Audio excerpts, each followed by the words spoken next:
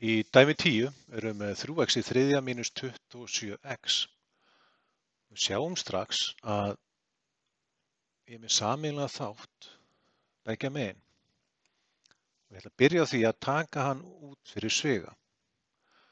Og það er ekki bara það að ég er sem með 3 og 27, 3 gengur upp í báða þessar tölur, heldur er ég líka með x í þriðja og ég er með x, sem að x gengur upp í báða þessar tölur líka. Þannig að ef ég myndi taka núna 3x út fyrir og þátta þetta í eitt sviga, þá myndi ég fá x í öðru mínus 9.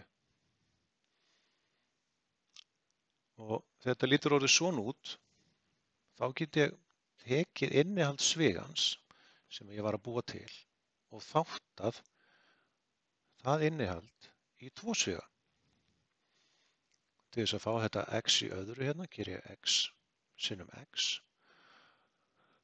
Og af því að þetta er eina tegundin af x-um sem þau eru eingöngu í öðruveldi, það er engin blanda hérna í miðjunni,